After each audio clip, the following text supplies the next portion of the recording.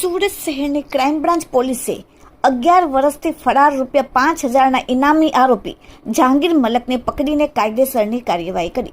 Surat police કમિશનરના આદેશ મુજબ સમગ્ર સુરત શહેરમાં આવનાર સ્થાનિક સ્વરાજ્યની ચૂંટણી 2026 અનુસંધાને કોઈ અનિચ્છનીય બનાવ ન બને તે માટે શાંતિમય વાતાવરણ જળવાઈ રહે તેથી નાસ્તા ફરતા આરોપીઓને પકડી પાડવા માટે સૂચના આપેલ હતી।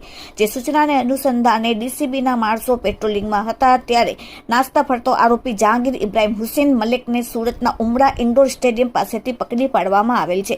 આરોપી વર્ષ 2015 દરમિયાન રાજસ્થાન ભીલવાડાના ગુલાબપુરા પોલીસ સ્ટેશનના પોલીસના માણસોને મળેલ બાતમીના આધારે 4 વ્હીલર ગાડીમાંથી ગેરકાયદેસર ભારતીય બનાવટનો વિદેશી દારૂનો જથ્થો પકડી પાડવામાં આવેલ હતો। જે ગુનામાં આરોપીની સંડોવણી હોવાની વાત ખુલતા આરોપી જહાંગીર ઇબ્રાહિમ હસન મલેક રહેવાસી ખરોડ ગામ તાલુકો અંકલેશ્વર જિલ્લો ભરૂચ વાળો પોતાની ધરપકડથી બચવા માટે પોતાનું મૂળ વતન છોડી શરૂઆતમાં મહારાષ્ટ્ર થાણે ખાતે રહેવા ચાલી ગઈ, બાદમાં વડોદરા શહેરમાં છુપાઈ રહેતો હતો।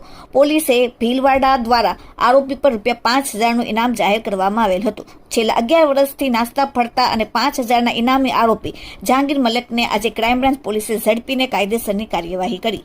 Bureau report, daily India TV, Surat.